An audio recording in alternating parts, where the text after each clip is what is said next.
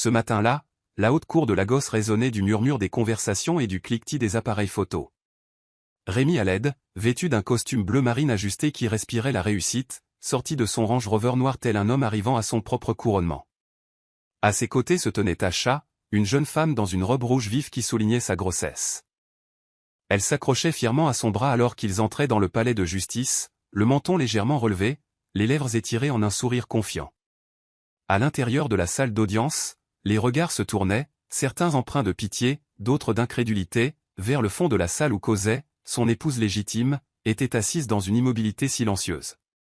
Sa robe crème, d'une grande simplicité, contrastait violemment avec l'exubérance de la tenue de Tasha. Ses cheveux étaient tirés en un chignon net, sa posture calme, inébranlable. À ses côtés, leur fille de 5 ans, Mira, serrait un petit ours en peluche et regardait autour d'elle avec curiosité, inconsciente des tempêtes qui tourbillonnaient autour de sa famille. Lorsque Rémi les aperçut, son sourire s'accentua. Il chuchota quelque chose à son avocat, qui gloussa doucement, puis posa une main rassurante dans le dos de Tasha.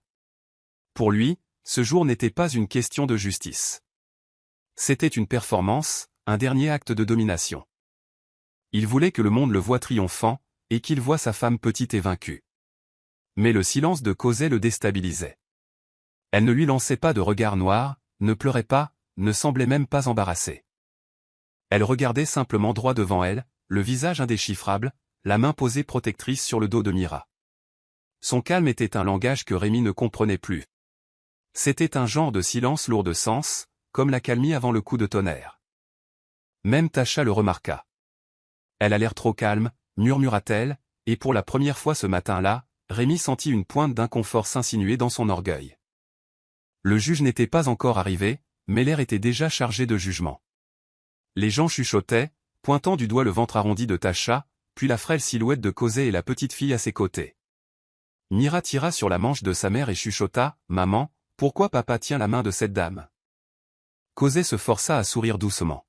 « Parce que, mon amour, parfois les gens oublient où est leur vraie place. » Mira inclina la tête, confuse, son innocence tranchait la tension comme un rayon de soleil perce les nuages d'orage.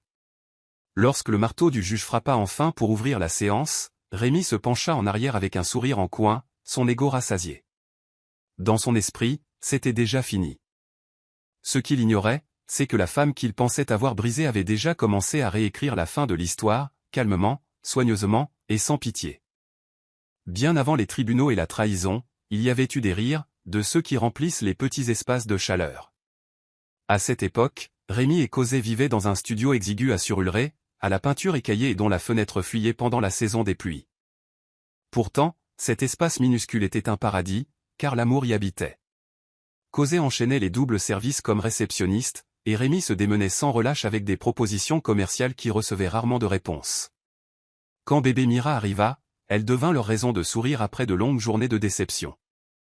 Ils s'asseyaient ensemble le soir, Cosette berçant Mira pour l'endormir tandis que Rémi griffonnait des idées sur des carnets sous la lueur faible d'une lampe rechargeable.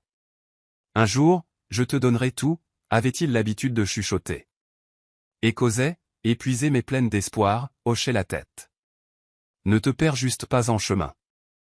Quand le succès arriva enfin, il déferla comme une tempête, bruyant, soudain et dévorant.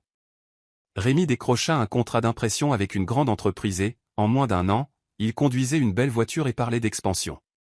Cosette le célébra de tout son cœur. Elle cuisinait ses plats préférés, repassait ses vêtements et priait pour lui chaque matin avant qu'il ne parte travailler. Elle ne se souciait pas des nuits tardives ou des dîners manqués. Elle croyait qu'il bâtissait leur rêve. Mais lentement, le rire changea de tonalité. Rémi commença à dormir plus tard et à rentrer moins souvent. Il se mit à utiliser des mots comme « réseau »,« client » et « image ». Les appels de Cosette restaient de plus en plus souvent sans réponse. Même Mira commença à le remarquer. « Papa ne regarde plus les dessins animés avec moi », disait-elle. Et Cosette mentait doucement, « Il travaille dur pour nous ». Au fond d'elle, cependant, elle savait que quelque chose de sacré était en train de s'échapper. Le changement fut subtil mais cruel. Rémi cessa de regarder Cosette de la même manière.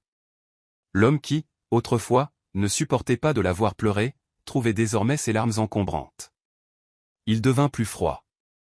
Son sourire mécanique, son affection forcée. Le foyer qui rayonnait jadis de simplicité devint une maison remplie de silence et d'écran. Cosette tenta de combler le fossé. Elle organisa des dîners, lui fit des surprises au travail. Mais chaque tentative se heurtait à un mur. Cosette, s'il te plaît, arrête d'agir comme une villageoise, claqua-t-il un soir. J'ai beaucoup à faire. C'était la première fois qu'il la faisait se sentir petite. Pourtant, elle resta, non pas par faiblesse, mais parce qu'elle se souvenait de l'homme qu'il avait été, et parce que Mira le regardait toujours avec la foi pure et intacte d'une enfant qui croyait que son père avait accroché la lune. La première fois que Cosette sentit un parfum qui n'était pas le sien sur sa chemise, elle ne dit rien. Elle la lava silencieusement et la replia dans son tiroir. Quand il rentra tard à nouveau, elle lui demanda s'il avait mangé. Il répondit oui, sans la regarder. Les semaines passèrent, et elle devint experte dans l'art de faire semblant de ne rien remarquer. Mais faire semblant ne guérit pas. Un vendredi soir, son cœur prit la décision que son esprit avait peur de formuler. Rémi avait prétendu rencontrer des clients dans un hôtel de Victoria Island, et quelque chose en elle lui chuchota, « Vas-y ». Elle ne prévoyait pas de le surprendre. Elle voulait juste voir, de ses propres yeux, ce que le silence avait déjà avoué. Quand elle arriva, le hall de l'hôtel scintillait de richesse, sol poli, rire résonnant depuis le bar. Et il était là, Rémi, son mari, son partenaire d'autrefois, assis confortablement avec une jeune femme en robe rouge, sa main posée possessivement sur la sienne. Il riait comme elle et lui avaient l'habitude de le faire. Pendant un bref instant, Cosette resta figée, les doigts tremblants sur la lanière de son sac à main. Elle marcha vers eux, calme en apparence mais mourant à l'intérieur. Quand il la remarqua, son sourire s'évanouit. « Cosette, ce n'est pas commença-t-il. » Elle le coupa doucement, posant son portefeuille oublié sur la table. « Tu as oublié ceci à la maison, dit-elle, d'un ton aussi calme qu'une eau dormante. » Puis elle se tourna vers la femme et ajouta, « Profitez de votre réunion. » Et sur ce, elle s'éloigna. En rentrant chez elle, sa poitrine la brûlait. Elle voulait hurler, pleurer, casser quelque chose. Mais quand elle vit la petite Mira endormie sur le canapé, serrant son ours en peluche, tout ce qu'elle put faire fut de s'agenouiller près d'elle et de pleurer en silence. Le lendemain matin, elle prépara le petit déjeuner comme d'habitude. Quand Rémi rentra des heures plus tard, il commença ses mensonges habituels. « C'est une cliente. Tu réagis trop fort. Tu es trop émotive. » Cosette ne discuta pas. Elle dit simplement « D'accord » et retourna nourrir sa fille. Cette nuit-là, elle réalisa quelque chose de douloureux, le silence n'est pas toujours une reddition. Parfois, c'est une stratégie. Et elle avait fini de se battre pour quelqu'un qui avait déjà choisi de partir. Cela arriva un mois plus tard. Cosette rentra tôt du travail, espérant surprendre Mira avec un dîner spécial. Mais le portail était ouvert et la maison semblait étrangement vivante. Elle entendait de la musique douce à l'étage et un rire de femme. Mira était dans le salon à regarder des dessins animés, innocente et heureuse. « Maman, papa est en haut, dit-elle nonchalamment. Le cœur de Cosette s'arrêta. Elle monta les escaliers lentement et là, debout devant le miroir dans son peignoir à elle, se parfumant, se trouvait Tacha. Leurs regards se croisèrent brièvement. Tacha se figea, réalisant qui elle était, puis tenta de balbutier une excuse. « Oh, désolé, je ne savais pas que vous étiez là. » Mais Cosette ne répondit pas. Elle fit simplement demi-tour et redescendit. Ce soir-là, Rémi rentra et trouva la maison silencieuse. Sur le lit, sa femme avait posé le peignoir soigneusement plié, à côté, un mot écrit de sa douce écriture, « Vous aviez l'air à l'aise tous les deux. Ne souillez pas la paix de mon enfant. » Il resta là plusieurs minutes, les mots frappant plus fort qu'aucune dispute n'aurait pu le faire. Il ne s'excusa pas. Il n'en parla même pas. Mais à partir de cette nuit-là, il commença à dormir ailleurs, mi par culpabilité, mi par orgueil. Cosette ne dit rien. Elle préparait le petit déjeuner chaque matin, préparait Mira pour l'école et faisait tourner la maison comme si de rien n'était. Seuls ses yeux racontaient l'histoire, des yeux qui brillaient autrefois, désormais ternes comme du vieux verre. Mira le remarqua aussi. « Maman, pourquoi papa ne mange plus avec nous ?» demanda-t-elle un soir. La voix de Cosette trembla en répondant, « Il mange là où il se sent rassasié, mon bébé. » Mira fronça les sourcils, confuse mais confiante. Alors que Cosette l'abordait, elle réalisa que son silence était devenu une armure, et que si elle ne protégeait pas bientôt sa paix, l'innocence de Mira serait la prochaine victime. À partir de cette nuit, Cosé commença à rassembler ses forces comme elle avait l'habitude de rassembler l'espoir, doucement, morceau par morceau. Le mois suivant, le monde entier sut ce que Cosé endurait en privé. Des photos de Rémi et Tacha inondèrent les réseaux sociaux, tenues assorties, dîners en amoureux, légendes telles que « Mon roi, mon monde ». Des amis commencèrent à envoyer des captures d'écran avec des émojis apitoyés. Même des membres de la famille appelèrent, lui demandant de mettre fin à la honte. Mais Cosé ne répondit pas. Elle désactiva ses réseaux sociaux et se concentra sur ce qui comptait, la paix de Mira. Elle commença à accompagner sa fille à l'école chaque matin et à fredonner de doux hymnes sur le chemin du retour. Son silence déconcertait tout le monde. Il s'attendait à un scandale, une scène, ou au moins un éclat public. Au lieu de cela, elle souriait faiblement et disait « Le temps s'est parlé ». Pendant ce temps, l'arrogance de Rémi grandissait. Il cessa d'envoyer de l'argent régulièrement, insistant sur le fait que Cosé devait apprendre l'indépendance. Tacha le poussait à finaliser le divorce, raillant que Cosé avait l'air désespéré. Mais il prenait le silence pour de la défaite. Ce qu'il ne savait pas, c'est que Cosé avait déjà commencé à se protéger légalement. Elle rendit visite à son avocate, Madame Bello, avec un dossier plein de documents, papiers d'enregistrement de l'entreprise, titres de propriété, et preuve que chaque investissement majeur était lié à son nom. Il a utilisé mon héritage pour tout construire, dit-elle doucement. Madame Bello étudia les papiers et sourit. Alors il a bâti son château sur vos terres. À la maison, Mira s'asseyait à la table à manger, dessinant « Maman, papa et moi ». Cosé lui caressait les cheveux et souriait tristement. Peut-être un jour, mon bébé, chuchotait-elle. Au fond d'elle, elle savait que le mariage était déjà mort, mais elle voulait que sa fille grandisse en sachant que sa mère n'avait jamais crié, ne s'était jamais battue bassement, n'avait jamais supplié. Elle voulait que Mira comprenne que la dignité est la vengeance la plus silencieuse. Et en regardant la pluie tomber cette nuit-là, Cosé se murmura à elle-même, « Laisse-le sourire. » Un jour, ce sourire l'étouffera. Le matin était humide, de cette chaleur propre à la gosse qui colle à la peau et donne à chaque respiration un goût de souvenir. Rémi arriva à l'improviste, garant son SUV devant la concession. Le son de son klaxon fit courir Mira, ses petites jambes volant vers le portail, son ours en peluche oublié sur le canapé. « Papa » cria-t-elle avec une joie pure, enlaçant sa jambe. Pour la première fois depuis des mois, Cosé vit le sourire de sa fille s'étirer pleinement, son rire résonnant comme si le passé était momentanément revenu. Rémi porta Mira dans ses bras, la faisant tourner légèrement, et Cosé regardait depuis l'embrasure de la porte, silencieuse, le cœur partagé entre soulagement et retenue. « Tu as grandi » dit-il en forçant un sourire. Mira hocha la tête fièrement. « Je peux venir avec toi à la maison, papa » demanda-t-elle innocemment, la voix empreinte d'un espoir si pur qu'il aurait pu attendrir la pierre. Mais Rémi hésita. Ses yeux papillonnèrent entre l'expression calme de Cosé et la voiture garée dehors, la même dans laquelle Tacha montait souvent. « Pas aujourd'hui, bébé » dit-il doucement en brossant une mèche de ses cheveux. « Reste avec maman pour l'instant. Nous essayons de régler quelque chose. » Mira cligna des yeux, confuse. « Régler quoi ? » « Je peux vous aider à régler, » dit-elle joyeusement. L'innocence de ces mots brisa quelque chose en Cosé. Elle se détourna rapidement, faisant semblant d'ajuster les sandales de Mira, la gorge serrée alors que les larmes s'accumulaient en silence. Rémi tendit à la petite un petit sachet de chocolat, embrassa son front et marmonna « Je reviendrai te chercher bientôt. » Puis il se tourna vers Cosé et murmura « S'il te plaît, rendons les choses faciles. » Elle ne répondit pas. Il partit.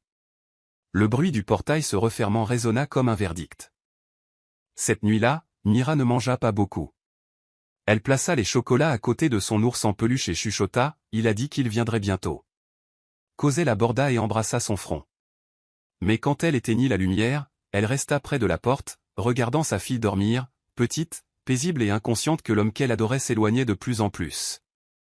Dans le calme, Cosé se fit une promesse. « S'il ne protège pas la paix de cet enfant, je le ferai. » Ce fut le moment où elle commença vraiment à détacher son cœur, non par amertume, mais par survie. Elle apprenait que l'amour signifie parfois accepter la ruine sans la laisser détruire sa voix. Les semaines passèrent, et l'atmosphère autour de leur vie changea encore, plus lourde, plus publique, plus humiliante. Internet devint le théâtre de Tacha. Tous les quelques jours, elle postait une photo, sa main dans celle de Rémi, son ventre épanoui, avec des légendes comme « Construire pour toujours avec mon roi » ou « Ma joie est enfin légale ». Les blogs de potins s'enflammèrent, tissant des histoires sur Cosette la femme amère et stérile. Même si la vérité était assise à la maison, une petite fille nommée Mira dessinant des arcs-en-ciel, tandis que son père jouait à la dinette ailleurs. Cosette vit les publications une fois, puis supprima toutes les applications de son téléphone. « Il ne mérite pas mon attention », se dit-elle, même si son estomac se nouait de honte. Elle protégea Mira de tout cela, mais les enfants sentent la douleur même quand les mots sont cachés. Un samedi matin, Mira entra dans le salon en tenant la tablette de Cosette. « Maman, c'est qui cette dame avec papa ?» demanda-t-elle en pointant l'une des photos circulant du shooting de maternité de Tasha. La main de Cosette trembla en prenant la tablette. Pendant un long moment, elle ne dit rien. Puis, avec le sourire le plus doux, elle répondit, « Quelqu'un qui ne sait pas comment le feu brûle jusqu'à ce qu'il soit trop tard. » Mira fronça les sourcils, ne comprenant pas, mais hocha la tête docilement. Plus tard ce jour-là, Cosette s'assit dans sa chambre, fixant le ventilateur de plafond tourner lentement. Sa poitrine lui faisait mal, non de colère, mais de la solitude qui vient quand on réalise que quelqu'un d'autre vit désormais la vie que l'on a bâtie. Mais elle savait aussi quelque chose que Tasha ignorait. Elle n'avait pas seulement partagé le cœur de Rémi autrefois, elle avait financé sa fondation, signé les papiers de l'entreprise, construit le rêve. L'empire qu'ils affichaient portait encore ses empreintes invisibles. Cette nuit-là, alors que le tonnerre grondait dehors, Cosette prit son journal et écrivit « Il a sacrifié un héritage pour la luxure. Mais le temps n'oublie jamais celui qui a bâti. » Elle ne planifiait pas de vengeance, elle planifiait sa préservation. Elle commença à mettre en sécurité chaque document, reçu, action, titre de propriété. Non par avidité, mais avec la sagesse tranquille de celle qui prévoit l'effondrement. Elle les glissa dans une enveloppe marron étiquetée simplement « Pour Mira ». Elle pria doucement à côté, chuchotant « Seigneur, si je ne peux pas changer ce qu'il est devenu, laisse-moi au moins protéger ce qu'il reste de sa paix. » Dehors, la foudre déchira le ciel, avertissement que les tempêtes étaient proches. Lorsque les documents juridiques arrivèrent, tamponnés des lettres grasses pétitions pour dissolution de mariage, Cosette ne ressentit aucun choc, seulement un vide pour lequel elle s'était préparée. La date du procès fut fixée. Les voisins chuchotaient. Sa mère appela Dénugu, pleurant au téléphone. « Ne laisse pas le monde rire de toi, Cosette. La dignité d'une femme est dans son foyer. » La réponse de Cosette fut calme. « Maman, la dignité n'habite pas là où la paix est morte. » Elle raccrocha, alla dans sa chambre et plia soigneusement ses vêtements dans une valise, non pour déménager, mais pour se rappeler que si le moment venait, elle pourrait partir sans se briser. Ce soir-là, elle dit doucement à Mira, « Papa et maman vont bientôt aller au tribunal. » La petite fille pencha la tête, perplexe. « Vous allez tous les deux travailler ?» Cosette sourit faiblement. « Quelque chose comme ça, chérie. » Pendant ce temps, Rémi vivait dans une bulle d'arrogance.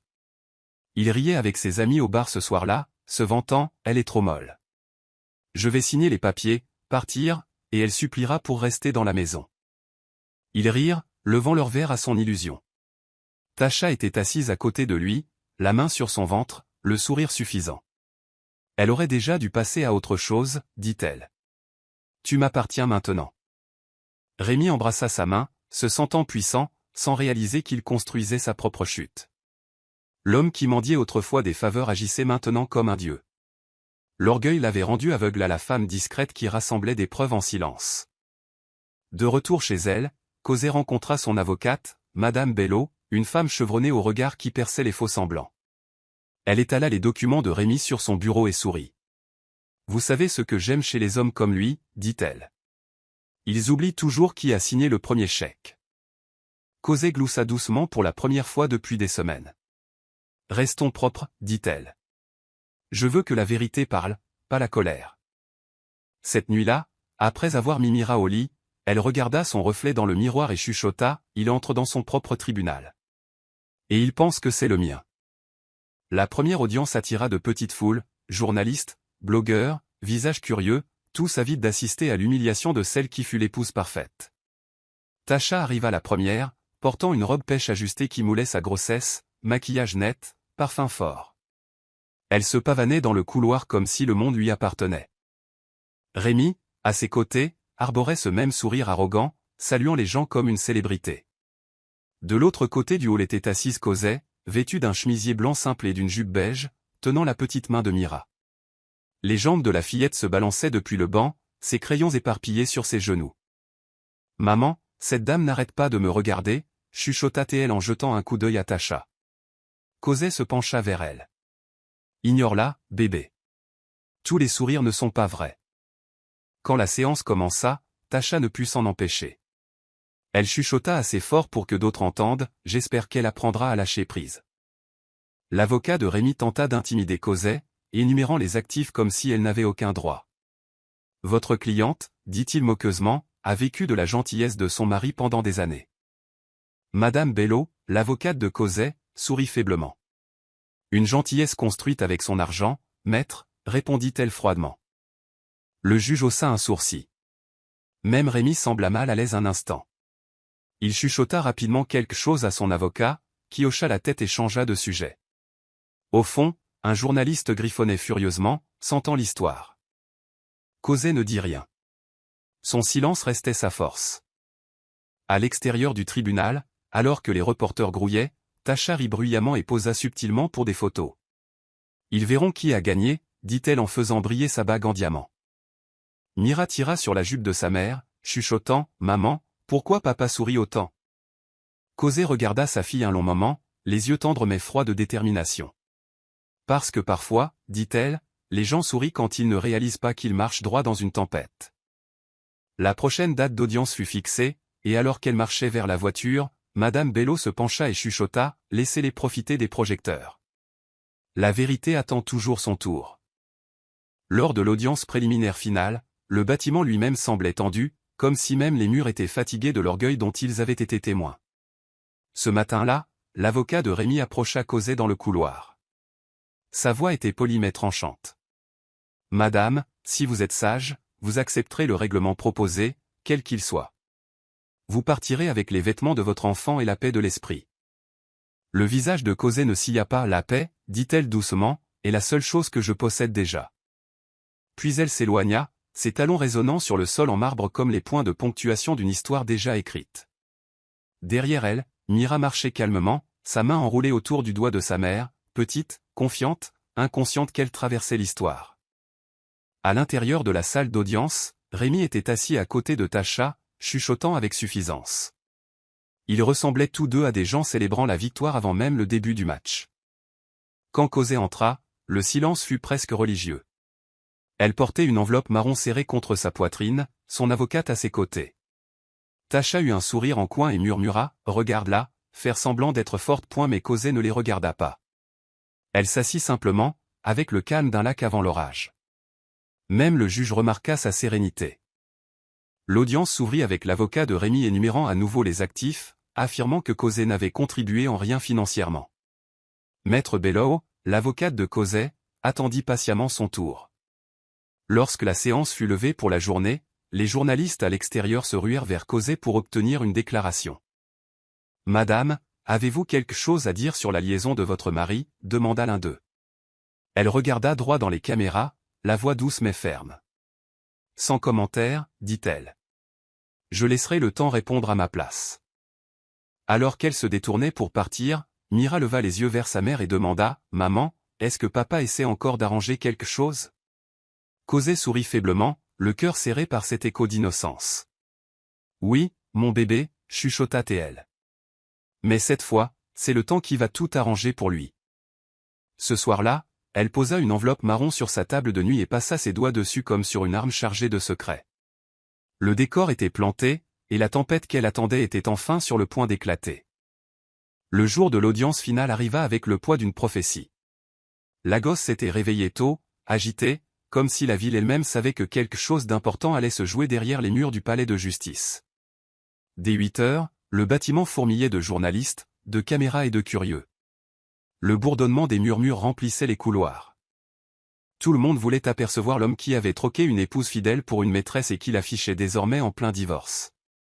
Rémi arriva le premier, dans un costume gris taillé sur mesure qui scintillait sous les néons.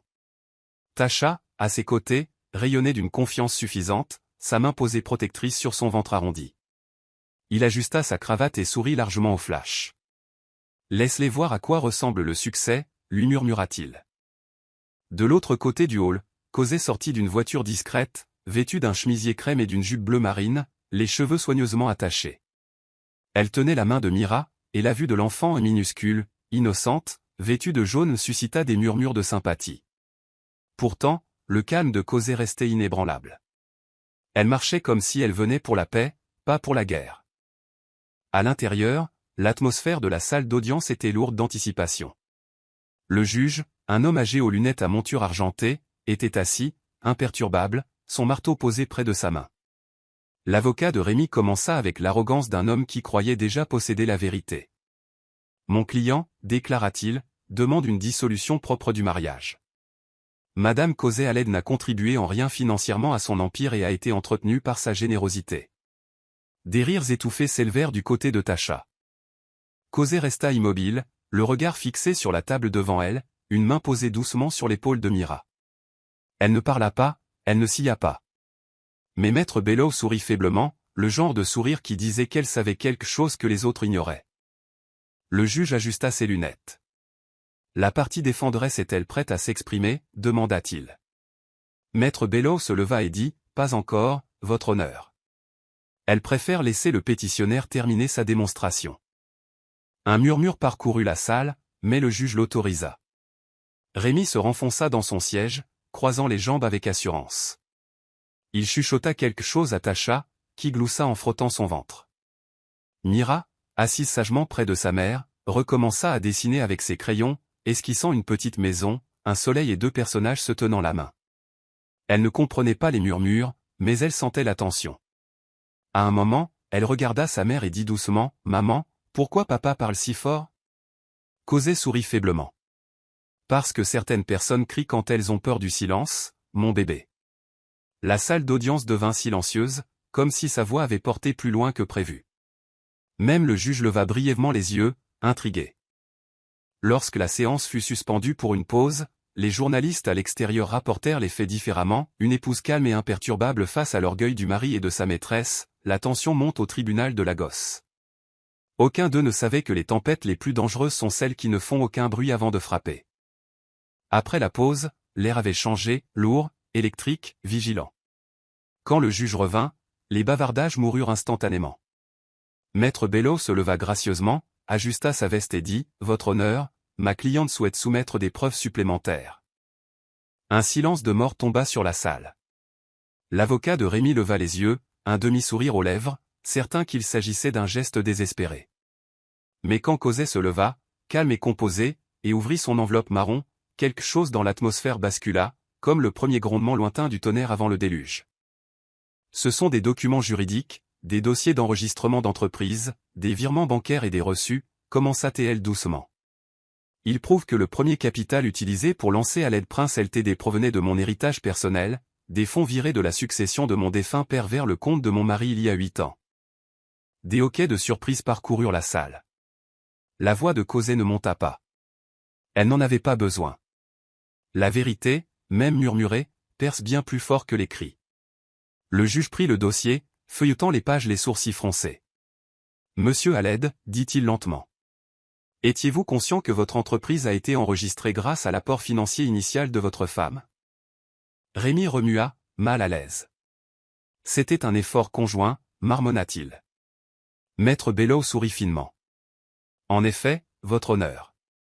Un effort conjoint pour lequel le nom de ma cliente a été retiré de tous les registres une fois la rentabilité atteinte. » Elle remit l'enregistrement commercial original, portant les deux noms, puis la version modifiée, ne portant que le sien. Même Tacha se pencha en avant, sa fierté commençant à s'effilocher. La salle était devenue complètement silencieuse, à l'exception du bourdonnement régulier du ventilateur au plafond. Le juge expira, tapotant son stylo. « Ce sont des documents juridiquement contraignants, monsieur Aled. Contestez-vous leur authenticité ?» La gorge de Rémi devint sèche. J'aurai besoin de temps pour les examiner, bégaya-t-il. Cosé se tourna vers le juge et dit calmement, « Je ne veux pas de vengeance, votre honneur. Je veux seulement protéger l'avenir de ma fille et la dignité de mes années passées. » Le juge l'étudia longuement, puis hocha lentement la tête. Pendant ce temps, l'expression de Rémi commençait à se décomposer, le masque de l'arrogance glissant pour révéler la panique. Tascha, réalisant ce que cela signifiait, se pencha vers lui et chuchota durement, « Tu avais dit que tout était à toi. » Mais il ne répondit pas. Il ne pouvait pas. Son avocat s'agitait nerveusement, des perles de sueur perlant sur son front. De son siège, la petite Mira tira sur la manche de sa mère. « Maman, on a fini » chuchota T.L. Cosé sourit faiblement. « Presque, bébé. » La vérité parle enfin. Les journalistes à l'extérieur, qui s'attendaient à une défaite scandaleuse, écrivirent à la place des titres comme « L'épouse renverse la situation avec des preuves, l'empire du mari bâti sur ses fonds à elle ». Pour la première fois ce jour-là, Rémi réalisa que l'orgueil ne ressemble pas à la puissance lorsqu'il est exposé. Il ressemble à de la nudité. À mesure que les preuves s'empilaient, le silence s'épaississait aussi. C'était le genre de silence qui force même les plus orgueilleux à l'humilité. Les mains de Rémi commencèrent à trembler légèrement alors qu'il fixait les papiers devant lui, les transferts, les signatures, les sceaux légaux portant des dates qu'il avait depuis longtemps oubliées. Dans son esprit, il revécut ses premiers jours. La nuit où Cosé avait vendu ses bijoux, le matin où elle l'avait attendu, les repas qu'elle lui avait préparés quand il n'avait rien. Il se souvenait de tout, mais trop tard. La salle d'audience n'était plus son terrain de jeu. Elle était devenue son miroir. Tascha, assise à côté de lui, bougeait inconfortablement, sa confiance fondant comme de la cire sous la chaleur de la vérité. Sa main, qui reposait fièrement sur son ventre quelques instants plus tôt, tripotait maintenant l'ourlet de sa robe. Rémi, siffla T.L., dit quelque chose. Mais que dire quand les mensonges manquent d'air? De l'autre côté de la salle, Cosé était assise en silence. Elle ne souriait pas, mais son immobilité était plus bruyante qu'une célébration. Elle n'avait aucun intérêt à l'humilier. Ce n'était pas une vengeance. C'était une révélation. Maître Bello remit au juge un dernier document, la preuve que le titre de propriété de leur maison, celle dont Tascha s'était vantée en ligne, était enregistré uniquement au nom de Cosé. La salle haleta de nouveau. Un journaliste griffonna furieusement, choc au tribunal. L'épouse possède le manoir. Le mari n'est qu'un locataire chez lui. Même le visage de l'huissier tressaillit d'incrédulité. Le juge se recula lentement. « Monsieur Aled, dit-il. Il semble que votre femme n'a pas seulement contribué, mais qu'elle possède les fondations de votre succès. » Les lèvres de Rémi s'entr'ouvrirent, mais aucun son ne sortit. Au premier rang, Mira le regardait avec une confusion innocente. Son père, autrefois plus grand que nature, semblait maintenant petit et silencieux. « Maman, chuchota T.L. doucement. Est-ce que papa a des ennuis? » Cosé se tourna vers elle, le regard doux mais ferme. « Il apprend une leçon, bébé. Une leçon que certains hommes ne finissent jamais d'apprendre. » L'audience se termina brusquement, le juge demandant un court ajournement pour examiner les documents plus en détail. En quittant la salle, les flashs des caméras les aveuglèrent. Les journalistes hurlaient des questions. « Madame Aled, comment vous sentez-vous? Est-ce une vengeance? Quel message avez-vous pour les femmes comme vous? » Cosé continua de marcher, la petite main de Mira fermement dans la sienne. « Sans commentaire, dit-elle doucement. Mais dans son cœur, elle chuchota, la paix ne rugit pas. Elle dévoile. » Derrière eux, Rémi se tenait dans le couloir, les regardant partir. Pour la première fois de sa vie d'adulte, il se sentait impuissant non pas parce qu'on lui avait pris quelque chose, mais parce que quelqu'un lui avait enfin rappelé qui avait tout donné. Le lendemain, le calme de Tascha s'effondra complètement. À la reprise de l'audience, ses nerfs étaient à vif. Elle ne cessait de toucher son cou, ses lèvres tremblantes, alors que les murmures suivaient chacun de ses mouvements. Les journalistes l'appelaient désormais « la maîtresse qui s'est moquée du destin ». Quand le juge rouvrit la séance, Rémi essaya de paraître calme, mais son avocat avait perdu toute assurance. Maître Bello se leva de nouveau, résumant cette fois les contributions de Cosé. « Votre honneur, ma cliente n'est pas venue détruire son mari. Elle est venue récupérer sa paix. » Le juge hocha gravement la tête, le ton plus froid désormais. La Cour reconnaît l'investissement financier et émotionnel de Madame Aled.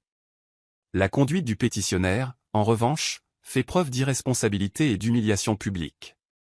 Le coup final était proche. Tascha, qui s'était autrefois sentie puissante, était assise comme un fantôme, pâle et tremblante. Lorsque le verdict commença à tomber, la salle d'audience ressemblait à une église en deuil.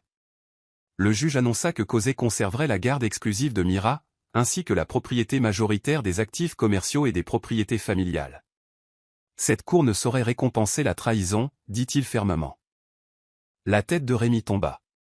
Les caméras crépitèrent comme des éclairs. Tasha couvrit son visage, sa respiration courte. Soudain, elle se leva brusquement en criant. « Ce n'est pas juste. Tu as dit qu'elle était finie, Rémi. » Sa voix se brisa alors que les larmes inondaient son visage. Le juge frappa du marteau. « Silence, madame. » Mais il était trop tard. Son corps vacilla. Un petit cri s'échappa de ses lèvres, et elle s'effondra. La panique éclata dans la galerie. Rémi se précipita vers elle instinctivement, son arrogance disparut, remplacée par la panique. Les ambulanciers furent appelés. Pendant 10 minutes tendues, personne ne respira. Cosé ne bougea pas. Elle resta assise calmement, la petite tête de Mira reposant sur son bras, ses doigts traçant les tresses de la petite fille alors que le chaos se déroulait. Pour elle, ce n'était pas une victoire. C'était la fin d'un chapitre. L'orgueil s'était suicidé sans qu'elle n'ait levé le petit doigt. Alors que Tasha était évacuée de la salle sur un brancard, les caméras cliquetaient frénétiquement. Quelqu'un cria « Madame Cosé, êtes-vous heureuse maintenant ?» Elle se tourna légèrement, sa voix calme, presque triste. « Non, dit-elle. Le bonheur ne s'installe pas sur des ruines. » Cette phrase fit le tour des réseaux sociaux pendant des jours. Mais Cosé ne lisait pas les nouvelles. Elle ne se souciait que de l'enfant dans ses bras, le seul morceau d'innocence qu'elle avait réussi à sauver du naufrage. Quand le verdict final tomba une semaine plus tard, cela ressembla moins à un jugement qu'à l'accomplissement d'une prophétie. La salle était plus calme cette fois.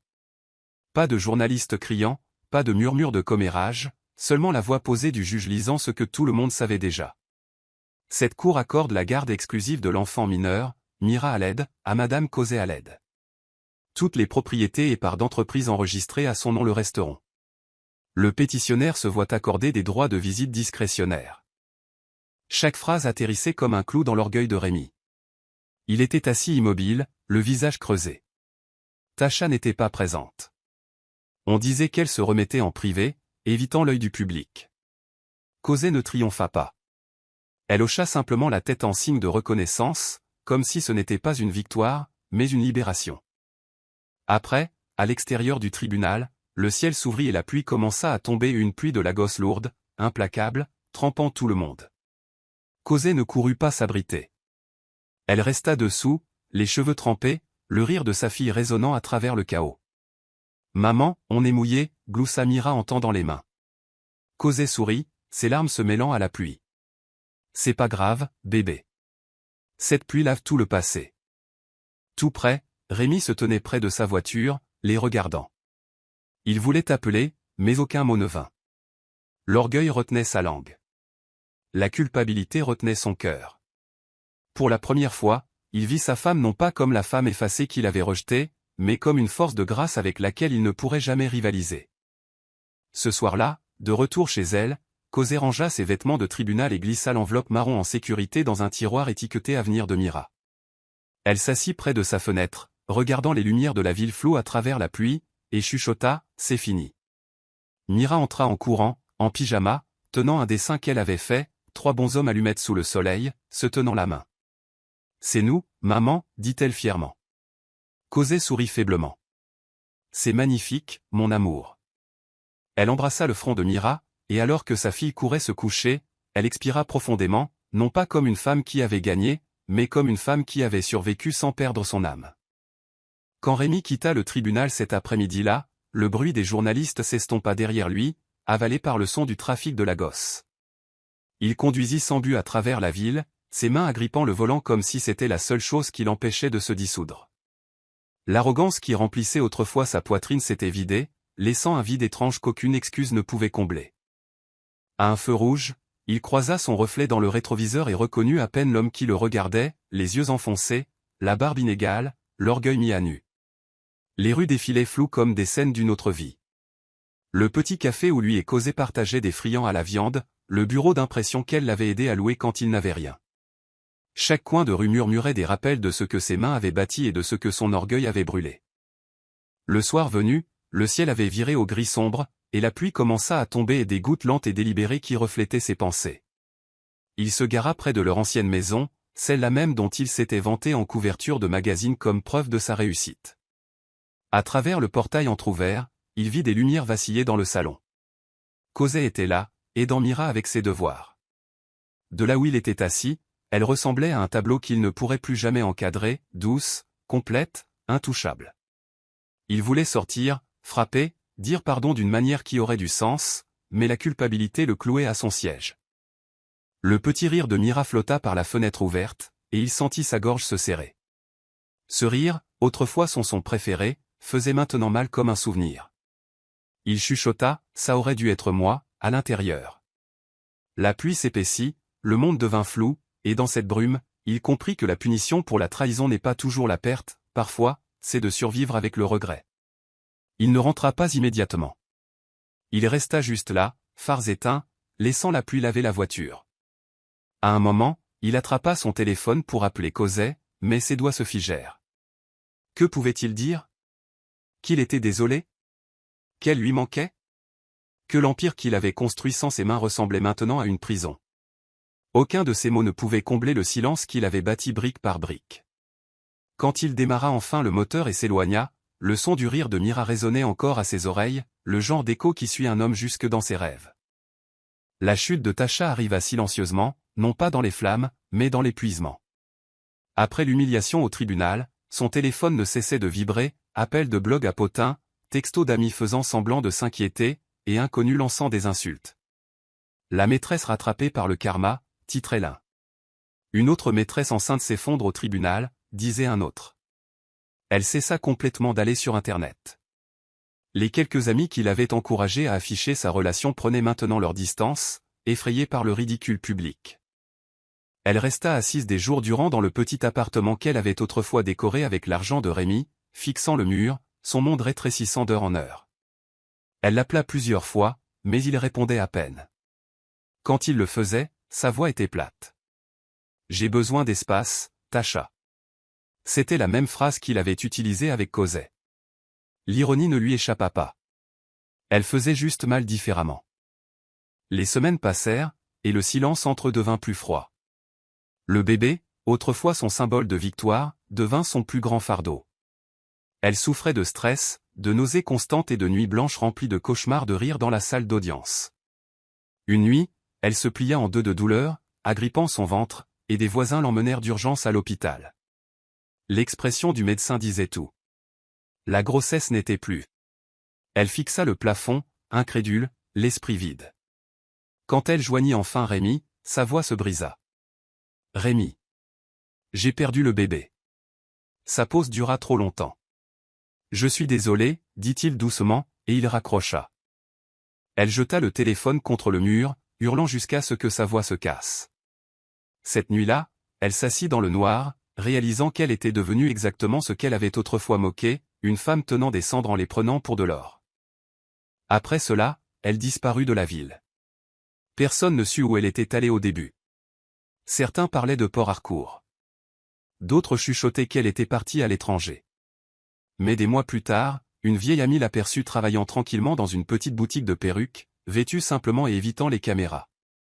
Interrogée sur Rémi, elle dit seulement « Il n'a jamais été à moi ». L'amertume avait disparu, remplacée par une sorte d'humilité fragile. Parfois, la vie ne nous détruit pas avec du bruit.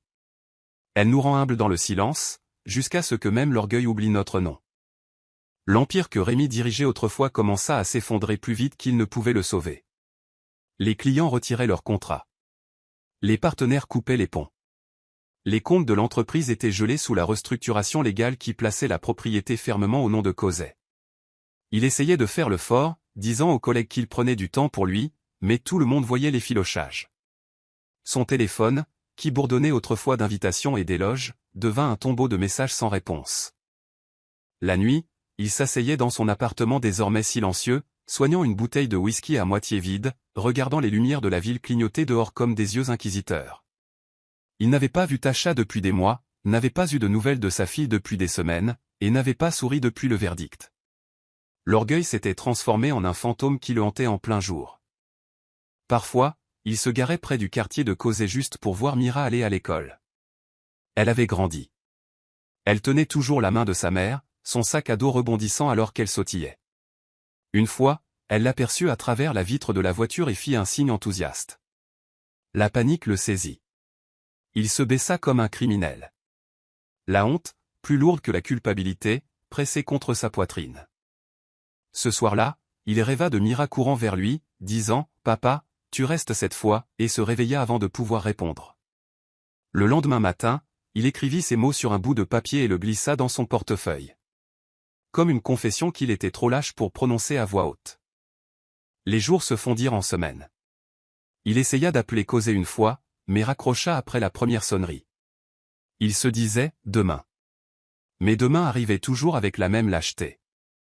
Il recommença à aller à l'église, s'asseyant tranquillement au dernier rang, ne prenant jamais la communion, écoutant juste. Il ne savait pas s'il cherchait le pardon ou de la compagnie. Parfois, il imaginait Cosé assise à côté de lui, Mira endormie dans ses bras. Mais quand il clignait des yeux, le siège était toujours vide. La culpabilité, apprit-il, ne crie pas. Elle s'assoit à côté de vous en silence et ne part jamais. Un samedi après-midi chaud, alors que les jacarandas le long de la route commençaient à refleurir en violet, Rémi rassembla enfin le courage d'appeler. Sa voix tremblait quand Cosé répondit. « S'il te plaît, dit-il, laisse-moi voir Mira. » Il y eut une longue pause au bout du fil. Sa voix, quand elle vint, était calme mais méfiante. « Ça fait longtemps, Rémi. »« Je sais, » chuchota-t-il. « Juste une fois. » Pour elle. Elle accepta avec hésitation. Ce soir-là, il arriva à leur portail portant une petite peluche qu'il avait achetée des mois plus tôt mais jamais livrée. Mira sortit en courant avant que Cosé ne puisse l'arrêter. « Papa » cria-t-elle en se jetant dans ses bras. Pendant un instant, le temps remonta. Son rire remplit la cour, et les yeux de Cosé s'adoucirent, non pas d'amour, mais de pitié. Ils s'assirent ensemble sous le porche, un silence gêné entre eux. Rémi regardait Mira comme s'il mémorisait son visage. « Tu as grandi, dit-il. Tu n'oublies plus les anniversaires, taquina-t-elle innocemment, figeant les deux adultes. Il sourit tristement. « Tu as raison, bébé. Je n'oublierai plus jamais. » Alors que le soleil commençait à se coucher, Cosé se leva, signalant qu'il était temps de partir. Mira s'accrocha à la jambe de son père. « Tu vas rester cette fois » demanda-t-elle doucement. La question le brisa. Il força un sourire, la voix se cassant. « Je ne partirai plus jamais, dit-il. » Cosé l'observa attentivement. Elle pouvait dire que quelque chose dans son ton n'était pas une promesse. C'était un adieu. Il tendit le jouet à Mira et chuchota, « Sois sage pour maman, d'accord ?» Mira hocha la tête, ignorant qu'elle disait au revoir. Cette nuit-là, Cosé ne put dormir. Elle rejouait ses mots, son ton, le regard dans ses yeux, une paix étrange qu'elle n'avait pas vue depuis des années. Vers minuit, elle se surprit à murmurer une prière qu'elle n'avait pas dite depuis le début de leur mariage. « Seigneur, quoi qu'il porte, aide-le à le déposer. » Elle ne savait pas qu'à cet instant précis, Rémi était garé dans sa voiture dans une rue calme, fixant une feuille de papier vierge, le stylo tremblant dans sa main, écrivant les derniers mots qu'il dirait jamais. 3 jours plus tard, on frappa à la porte de Cosé. Quand elle ouvrit, 2 officiers de police se tenaient là, chapeau à la main. « Madame, dit l'un doucement, nous sommes désolés. Monsieur Rémi Aled a été retrouvé dans son véhicule tôt ce matin. Il semble qu'il... » Il ne finit pas. Elle n'en avait pas besoin. Les mots frappèrent comme un tonnerre lent. Mira, jetant un coup d'œil derrière elle, agrippa la robe de sa mère. « Maman, qu'est-ce qui se passe ?» Cosé chuchota, « Rentre à l'intérieur, bébé. » Les officiers lui tendirent une petite enveloppe qu'ils avaient trouvée dans sa voiture. Sur le devant, écrit d'une écriture tremblante, se trouvaient les mots « Pour Cosé ». À l'intérieur, une courte lettre, tachée sur les bords comme touchée par la pluie ou les larmes. « Cosé, tu n'as jamais été ma faiblesse. Tu étais ma seconde chance. Je me suis perdu en essayant de prouver que je n'avais pas besoin de toi. » Dit à Mira que son père a enfin trouvé la paix. « Merci de m'avoir tout donné, même quand je ne méritais rien. Rémi. » Cosé s'effondra sur le canapé, le papier tremblant dans ses mains. La pièce tournait et les souvenirs flashaient, les rires, la trahison, le tribunal, la pluie. Tout menait à ce silence. Les larmes vinrent, non pas de colère, mais de deuil, non pas pour l'homme qu'il était devenu, mais pour celui qu'il aurait pu rester. Mira se tenait dans l'encadrement de la porte, sa petite voix brisant l'immobilité. « Maman, est-ce que papa est encore en train de régler quelque chose ?» Cosé la tira contre elle, la serrant si fort que l'enfant pouvait sentir les battements de son cœur. « Oui, mon bébé, » chuchota Théel à travers ses larmes. Mais cette fois, il a réglé ça avec Dieu. Des semaines plus tard, la lettre fut encadrée et placée à l'intérieur de la fondation Mira S-Light, le fonds de soutien juridique pour femmes que Cosé avait lancé. Sur le mur à côté, était accroché l'un des dessins de Mira, 3 personnages se tenant la main sous un soleil jaune éclatant. Les visiteurs demandaient souvent pourquoi le 3e personnage souriait. Cosé répondait doucement, parce que même les erreurs peuvent trouver la paix quand le pardon arrive. Et chaque soir, en bordant Mira au lit, elle regardait les étoiles par la fenêtre et chuchotait « Repose-toi maintenant, Rémi. La leçon est apprise. » Dehors, la ville continuait d'avancer, mais dans cette maison calme, l'amour et la perte coexistaient, non pas comme des ennemis, mais comme la preuve que la dignité survit même aux peines de cœur les plus bruyantes.